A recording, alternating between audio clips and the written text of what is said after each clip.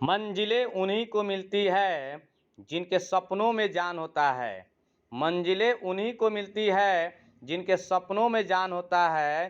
पंखों से कुछ नहीं होता, हौसलों से उड़ान होता है। जी हाँ, हौसलों से उड़ान होता है।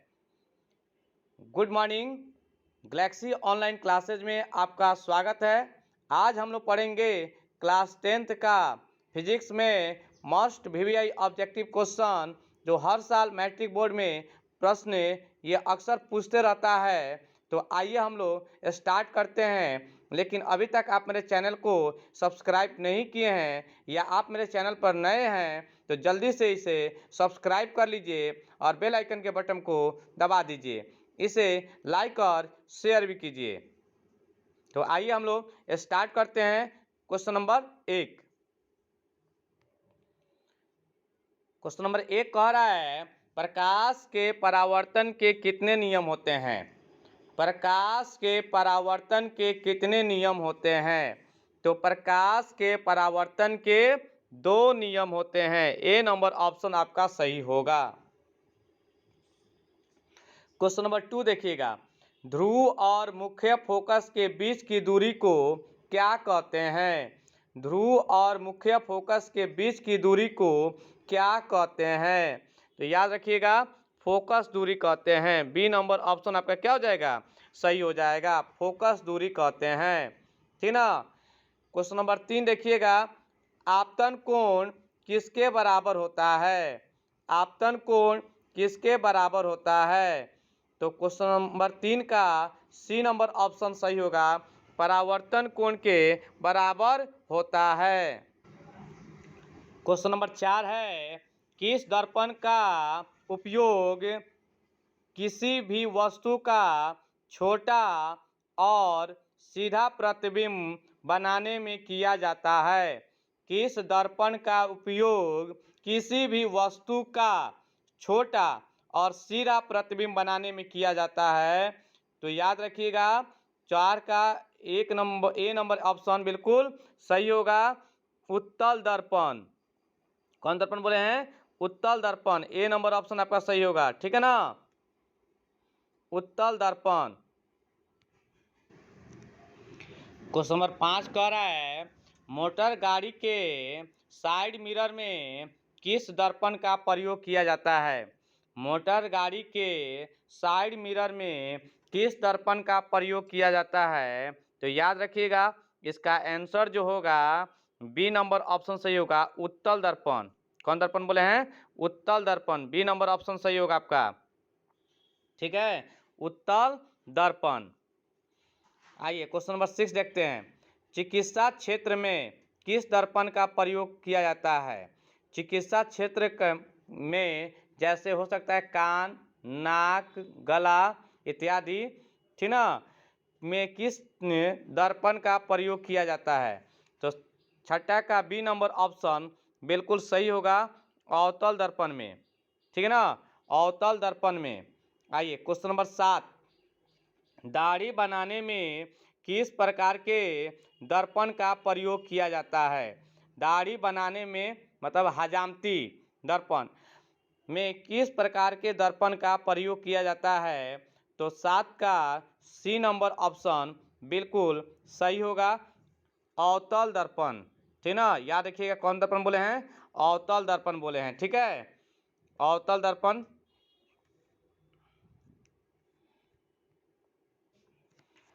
अवतल दर्पण में जब वस्तु अनंत पर हो, 8वां का क्वेश्चन है, अवतल दर्पण में जब वस्तु अनंत पर हो तो वस्तु का प्रतिबिंब कहाँ बनेगा? याद रखिएगा, अगर अनंत की बात करेगा, ठीक ना, अवतल दर्पण में जब वस्तु अनंत पर हो तो वस्तु का प्रतिबिंब फोकस पर बनता है। ए नंबर ऑप्शन आपका सही होगा। ठीक ना, 8 का ए नंबर। आइए क्वेश्चन नंबर 9 देखते हैं, उत्तल दर्पण में किस प्रकार का प्रतिबिंब बनता है? उत्तल दर्पण में किस प्रकार का प्रतिबिंब बनता है? तो उत्तल दर्पण में सीधा और छोटा प्रतिबिंब बनता है। बी नंबर ऑप्शन आपका सही होगा। कौन सा ऑप्शन? बी नंबर ऑप्शन आपका सही होगा, याद रखिएगा बी नंबर। ठीक है,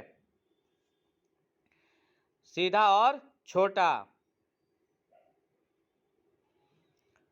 क्वेश्चन नंबर 10 है, किस बिंदु से चलने वाली प्रकाश की किरणें दर्पण से परावर्तन के बाद जिस बिंदु पर मिलती है उसे क्या कहते हैं? किस बिंदु से चलने वाली प्रकाश की किरणें दर्पण से परावर्तन के बाद जिस बिंदु पर मिलती है उसे क्या कहते हैं? तो ए नंबर ऑप्शन आपका बिल्कुल सही होगा, वास्तविक प्रतिबिंब। ठीक ना, वास्तविक प्रतिबिंब कहते हैं, ए नंबर ऑप्शन। ठीक है, ध्यान रखिएगा। अगर कहेगा जिस बिंदु पर मिलती हुई प्रतीत होती है तो उस समय हम लगाएंगे बी नंबर ऑप्शन, काल्पनिक प्रतिबिंब। यहाँ पर सिर्फ बोला है कि मिलती है, इसीलिए वास्तविक प्रतिबिंब।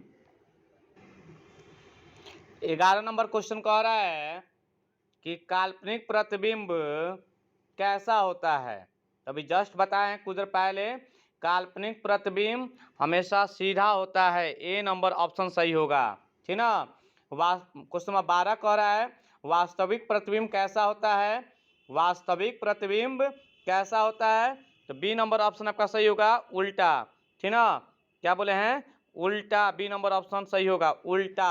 ठीक है, आइए क्वेश्चन नंबर 13 देखते हैं। उत्तल दर्पण की फोकस दूरी कैसी होती है? उत्तल दर्पण की फोकस दूरी कैसी होती है? कौन सा दर्पण कह रहा है? याद रखिएगा, कौन सा दर्पण बोला है? उत्तल दर्पण। देखिए मैं उत्तल दर्पण बना रहा हूँ, ध्यान दीजिएगा। ये उत्तल दर्पण हुआ, मैं इसको पेंट कर दे रहा हूँ। ठीक है ना, यहाँ पेंट कर देंगे तो ये उत्तल दर्पण हो गया। तो ये आपका इधर वाला भाग परावर्तक सतह हो जाएगा। ठीक है, मान लेते हैं ये आपका प्रधान अक्ष है, ये बीच में P है, ये आपका क्या है? F है मुख्य फोकस, ये आपका C वक्रता केंद्र है। अब देखिए कोई भी दूरियां मापी जाती है तो ध्रुव से मापी जाती है। तो ध्रुव के दाहिने तरफ देखिए, दाहिने तरफ तो हम लोग पढ़े हैं चिन्ह परिपाटी के नियम के अनुसार कि दाहिने तरफ जो होता है प्लस होता है। तो F किधर है? प्लस की तरफ है, मतलब धनात्मक है। और वक्रता केंद्र भी पूछता है तो भी क्या होता है? धनात्मक ही होता। तो याद रखिएगा उत्तल दर्पण की फोकस दूरी कैसी होती है? तो धनात्मक होती है। तो इसका आंसर जो होगा ए नंबर ऑप्शन आपका क्या हो जाएगा? बिल्कुल सही हो जाएगा। ठीक है ना। कौन दर्पण बोला है? उत्तल दर्पण।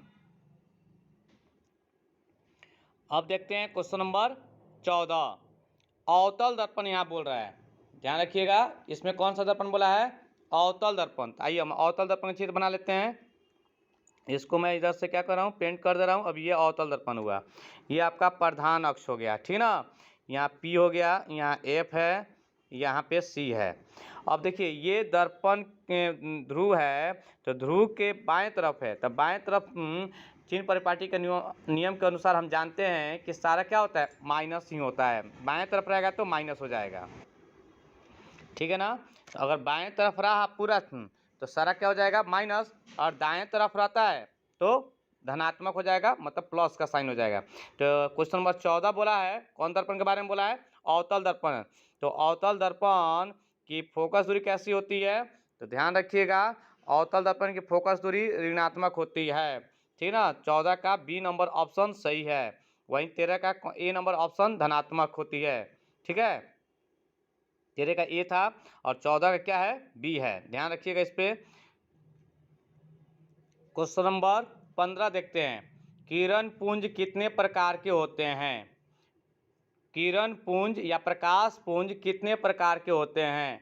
तो 3 प्रकार के होते हैं, सी नंबर ऑप्शन सही है। ठीक ना, सी नंबर ऑप्शन सही होगा। किरण पुंज 3 प्रकार के होते हैं। पहला नंबर होता है समानांतर प्रकाश पुंज, दूसरा नंबर होता है अभिसारी प्रकाश पुंज, तीसरा नंबर होता है अपसारी प्रकाश पुंज। ठीक है ना। आइए क्वेश्चन नंबर हम लोग 16 देखते हैं, किस दर्पण में प्रतिबिंब सीधा और छोटा बनता है? किस दर्पण में प्रतिबिंब सीधा और छोटा बनता है?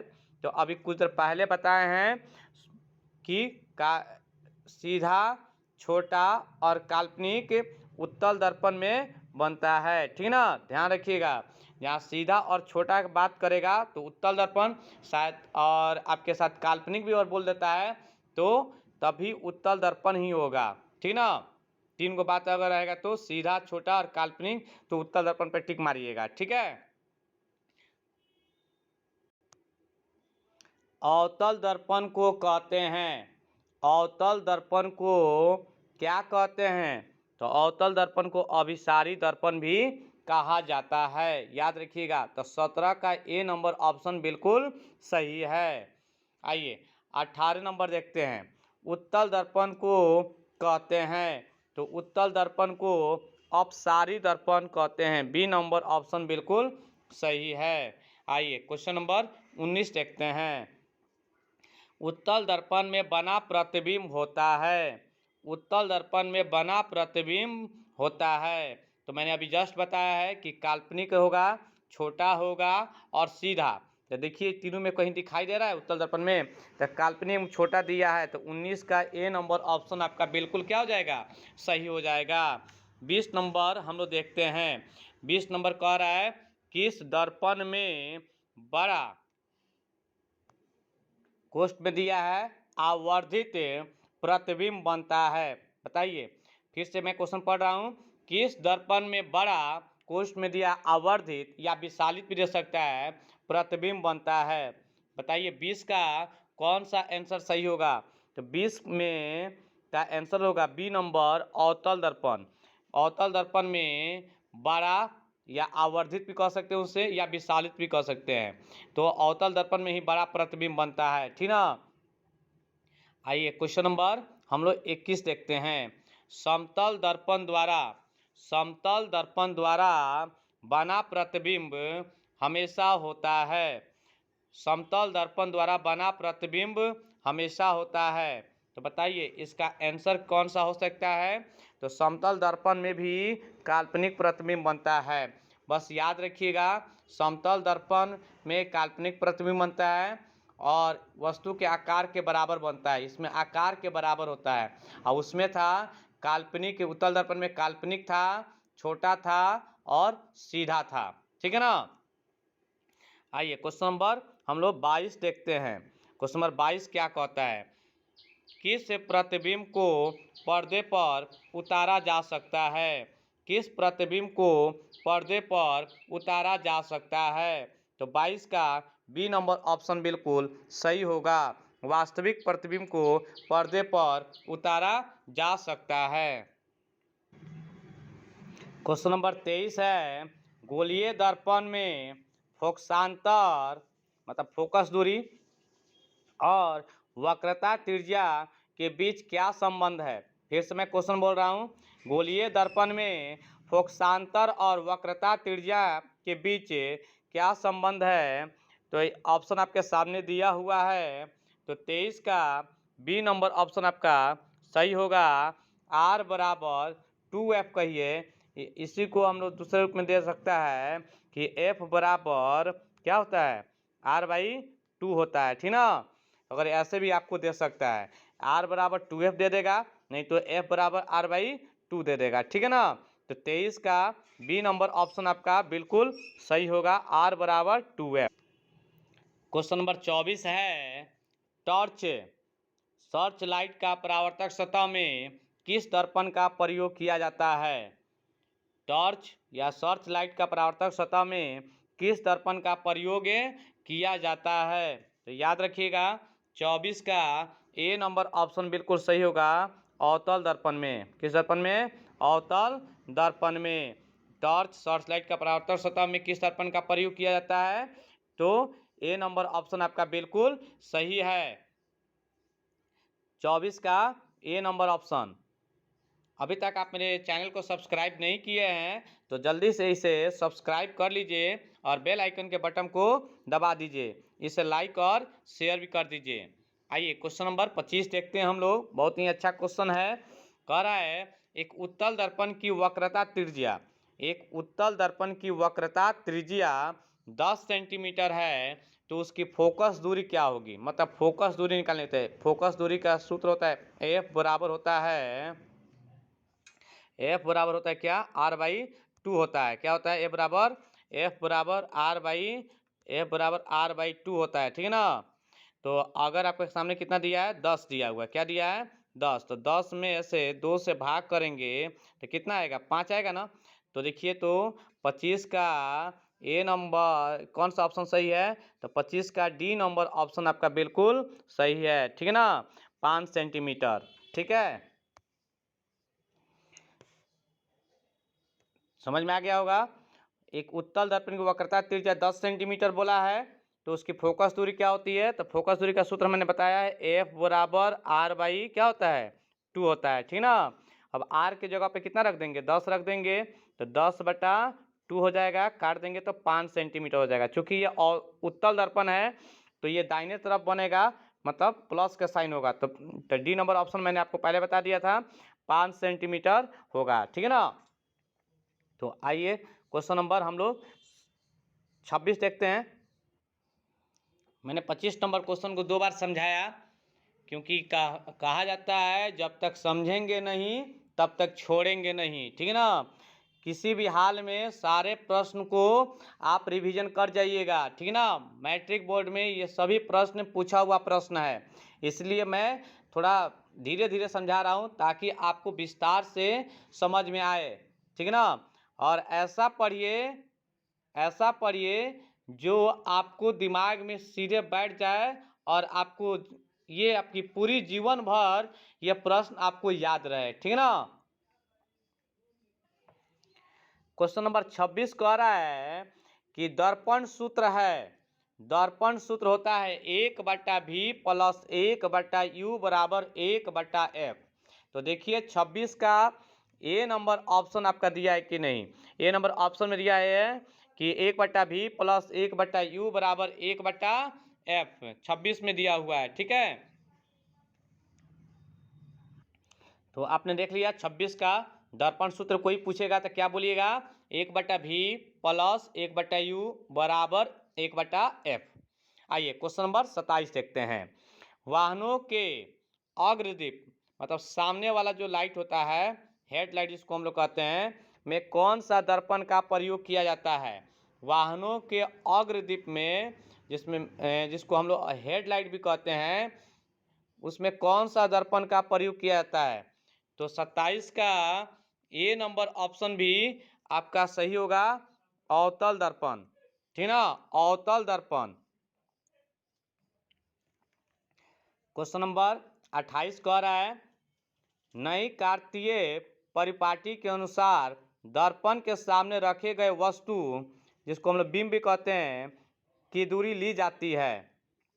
तो मैंने आपको क्लास टाइम में भी बताया है। ठीक ना, और मैं आज भी बता रहा हूँ, वस्तु जो है, ठीक ना, हमेशा बाईं तरफ से रखी जाती है। ठीक ना, तो वस्तु अगर बाईं तरफ है तो कार्तीय परिपाटी में हम लोग जानते हैं कि बाएं तरफ में जो भी रखा जाता है वो सारा क्या होता है? माइनस होता है।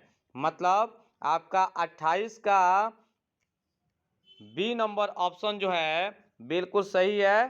ठीक ना, ऋणात्मक। ठीक है, प्रकाश की किरणें गमन करती है। क्वेश्चन नंबर 29 कह रहा है कि प्रकाश की किरणें गमन करती है। तो ये सब कोई जानता है, प्रकाश की किरणें सीधी रेखा में गमन करती है। तो 29 का ए नंबर ऑप्शन बिल्कुल सही होगा।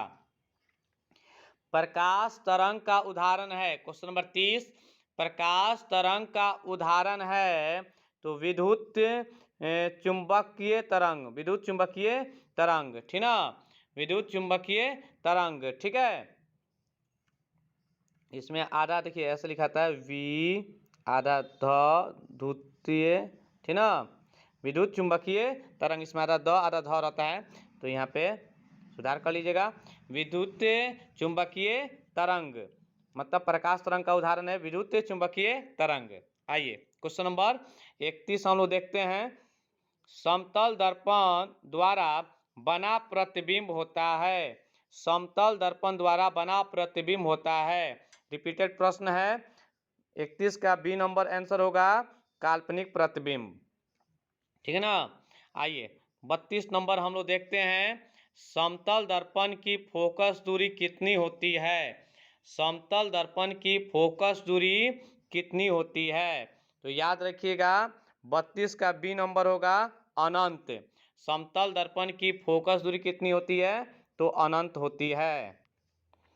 क्वेश्चन नंबर 33 देखते हैं। अवतल दर्पण के सामने वस्तु कहाँ रखा जाए ताकि प्रतिबिंब वास्तविक, उल्टा और समान आकार का बने। ठीक ना, किस आकार का बने? समान आकार का बने। ध्यान रखिएगा, अवतल दर्पण के सामने वस्तु को कहाँ रखा जाए ताकि प्रतिबिंब, मतलब समझेंगे हम लोग डायरेक्ट कि अवतल दर्पण में वस्तु को कहाँ रखा जाए ताकि उसका प्रतिबिंब जो है वास्तविक, उल्टा और समान आकार का बने। तो आप जानते हैं, ठीक ना, समान आकार में बनाने के लिए वस्तु को वक्रता केंद्र पर रखना चाहिए। सी नंबर ऑप्शन आपका बिल्कुल सही होगा। ठीक ना, वक्रता केंद्र पर।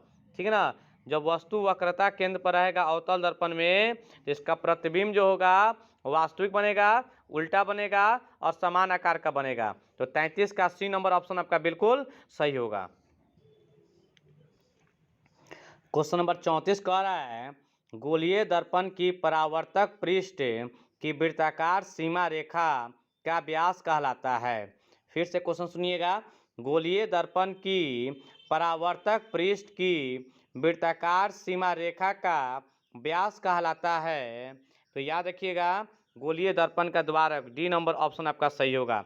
गोलीय दर्पण का द्वारक, डी नंबर ऑप्शन आपका बिल्कुल सही हो जाएगा। ठीक है। क्वेश्चन नंबर 35 कह रहा है, निर्वात में प्रकाश की चाल होती है। निर्वात में प्रकाश की चाल होती है, तो याद रखिएगा 3 गुना 10 के पावर में 8, मतलब ऐसा जो लिखा हुआ है, ठीक ना, ये पावर का संकेत दे रहा है, ऊपर 8 रहेगा। ठीक है ना, मतलब 10 के पावर में 8 ऐसे। ठीक है ना, 3 गुना 10 के पावर 8 मीटर प्रति सेकेंड। निर्वात में प्रकाश की चाल होती है 3 गुना 10 के पावर 8 मीटर प्रति सेकेंड। ठीक है ना, समझ में आ गया? तो आप आसानी से टिक मार सकते हैं कि 35 का ए नंबर ऑप्शन आपका क्या हो जाएगा? बिल्कुल सही हो जाएगा। ठीक है। क्वेश्चन नंबर 36 कह रहा है, आपतित किरण और अभिलंब के बीच के कोण को क्या कहते हैं? आपतित किरण और अभिलंब के बीच, देखिए मैं चित्र बना के समझा रहा हूँ। ऐसे यह समतल दर्पण है, ये किरण जो आ रही है आपतित किरण है, और यहाँ से टकरा कर क्या हो रहा है, ठीक ना, ये चला जा रहा है, इसको परावर्तित किरण कहते हैं। इसके बीच में एक लंब डाला जा रहा है, तो कह रहा है ये आपतित किरण और अभिलंब के बीच जो कोण यहाँ पे बना है बीच में, इसे कौन सा कोण कहते हैं? इस कोण को बीच वाला को कौन सा कोण कहते हैं? तो आपतन कोण कहते हैं। कौन सा कोण कहते हैं? आपतन कोण कहते हैं। तो 36 का बी नंबर ऑप्शन आपका सही हो जाएगा। अगर इसी जगह पर रहता परावर्तित किरण और अभिलंब के बीच, मतलब इधर वाला और अभिलंब के बीच बने कोण को क्या कहते हैं? तो उस वक्त हम लोग परावर्तन कोण कहते हैं। ठीक ना, तो 36 का बी नंबर ऑप्शन आपका सही है, आपतन कोण। 37 नंबर क्वेश्चन कह रहा है, किस वस्तु का आवर्धित, आवर्धित मतलब होता है बड़ा, काल्पनिक प्रतिबिंब बनता है। आप काल्पनिक देखकर उत्तल दर्पण टिक मत मार दीजिएगा, काल्पनिक में छोटा बनता है। अगर काल्पनिक लगा रहे और विशालित हो, मतलब आवर्धित हो या बड़ा हो, तो आप समझिएगा कि अवतल दर्पण में होगा। तो 37 का ए नंबर ऑप्शन आपका बिल्कुल सही है। अवतल दर्पण, किसी वस्तु का आवर्धित काल्पनिक प्रतिबिंब बनता है किस दर्पण में? तो अवतल दर्पण में। कह रहा है क्वेश्चन नंबर 38 कि एक अवतल दर्पण में वस्तु फोकस के भीतर हो, फोकस के भीतर हो तो उसका प्रतिबिंब कहाँ बनेगा? याद रखिएगा कैसा बनेगा भले। तो याद रखिएगा इसका आंसर जो होगा 38 का बी नंबर ऑप्शन सही है, काल्पनिक और आवर्धित। काल्पनिक और आवर्धित। एक अवतल दर्पण में वस्तु फोकस के भीतर हो, जैसे मान लेते हैं ये आपका कौन दर्पण है? अवतल दर्पण है, और ये आपका P हो गया, यहाँ आपका F है, और यहाँ पे वस्तु रखा गया है, ठीक ना, फोकस के भीतर रखा गया, देखिए इसके अंदर है। तब इसका प्रतिबिंब जो है कैसा बनेगा, तो आपको पता है, बताया गया था कि इसके पीछे जो भागता है सीधा बनता है, बड़ा बनता है, ठीक ना। तो यही प्रतिबिंब काल्पनिक और आवर्धित बनेगा। अब समझ में आ गया होगा चित्र के माध्यम से आपको। तो 38 का बी नंबर ऑप्शन आपका सही होगा, ठीक ना, काल्पनिक और आवर्धित। 39 नंबर क्वेश्चन कह रहा है गोलीय दर्पण की फोकस दूरी उसकी वक्रता त्रिज्या की क्या होती है। गोलीय दर्पण की फोकस दूरी उसकी वक्रता त्रिज्या की क्या होती है, बताइए। तो 39 का ए नंबर ऑप्शन सही होगा, आधी होती है। गोलीय दर्पण की फोकस दूरी वक्रता त्रिज्या की क्या होती है, तो आधी होती है, F बराबर R/2। तो 39 का ए नंबर ऑप्शन आपका बिल्कुल सही है, ठीक ना, कि गोलीय दर्पण की फोकस दूरी उसकी वक्रता त्रिज्या की आधी होती है, ठीक है। क्वेश्चन नंबर हम लोग 40 देखते हैं। सोलर कुकर में व्यवहार किया जाता है। सोलर कुकर में व्यवहार किया जाता है। तो सोलर कुकर में किस दर्पण का व्यवहार किया जाता है, तो अवतल दर्पण का। तो 40 का ए नंबर ऑप्शन आपका बिल्कुल सही है। क्वेश्चन नंबर 41 है जिन वस्तुओं से स्वयं प्रकाश उत्सर्जित होते हैं उन्हें क्या कहते हैं। 41 नंबर क्वेश्चन कह रहा है कि जिन वस्तुओं से स्वयं प्रकाश उत्सर्जित होते हैं उन्हें क्या कहते हैं, तो सी नंबर ऑप्शन सही होगा, आत्मदीप्त वस्तु। कौन सा वस्तु, आत्मदीप्त, मतलब ये स्वयं प्रकाश क्या करते हैं, उत्सर्जित करते हैं। तो 41 का सी नंबर ऑप्शन आपका सही होगा। अवतल दर्पण में बड़ा आभासी या काल्पनिक बनाने के लिए वस्तु को निम्नलिखित में कौन स्थान पर रखा जाता है। अभी मैंने चित्र के माध्यम से बताया, ठीक ना। क्वेश्चन नंबर 38, ठीक है ना, देखिएगा। वैसे ही ये भी क्वेश्चन है, सेम क्वेश्चन है। अवतल दर्पण में प्रतिबिंब बड़ा और आभासी बनाने के लिए वस्तु को निम्नलिखित में कौन सा स्थान पर रखा जाता है, तो फोकस के अंदर, बी नंबर ऑप्शन आपका सही है।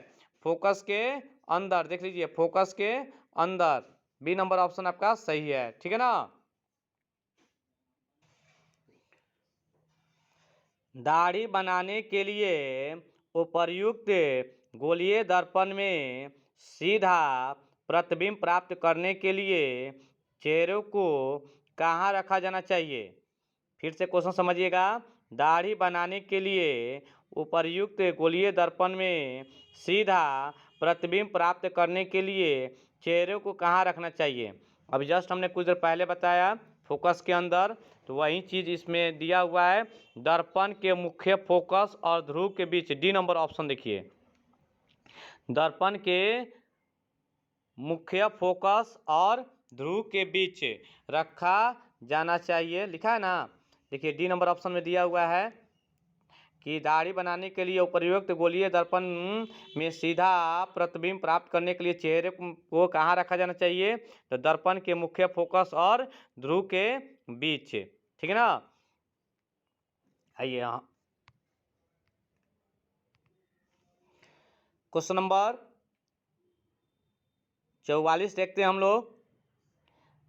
एक अवतल दर्पण की फोकस दूरी 12 सेंटीमीटर है, मतलब अवतल दर्पण की फोकस दूरी दे दिया है, मतलब F का मान दे दिया है 12 सेंटीमीटर।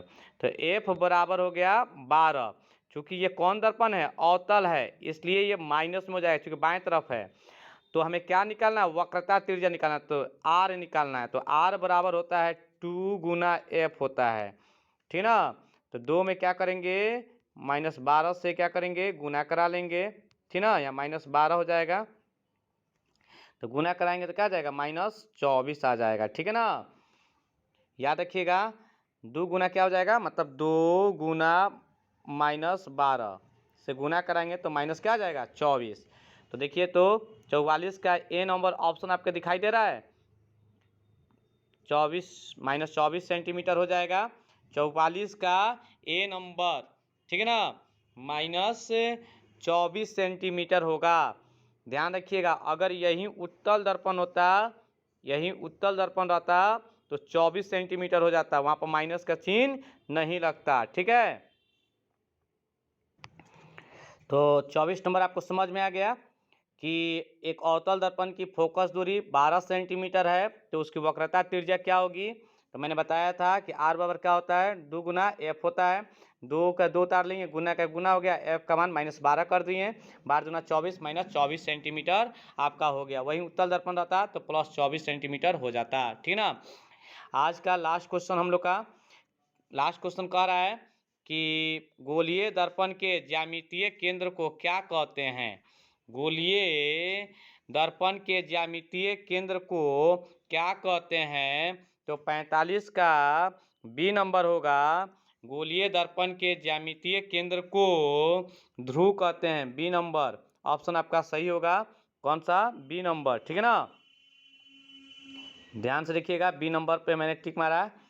तो कोई पूछेगा कि गोलीय दर्पण के ज्यामितीय केंद्र को क्या कहते हैं, तो ध्रुव कहते हैं। ठीक है, अभी तक आप मेरे चैनल को सब्सक्राइब नहीं किए हैं तो जल्दी से इसे सब्सक्राइब कर लें और अपने चैनल को इतने आगे तक बढ़ा दें ताकि हर एक बच्चा के पास ये पहुंच जाए और सभी बच्चे इसे आसानी से पढ़ लें, ताकि उनको अगर फिजिक्स में ऑब्जेक्टिव में उनको दिक्कत हो रहा होगा तो शायद आपके माध्यम से उनको ये फल मिल जाएगा, मतलब उनको आसान हो जाएगा।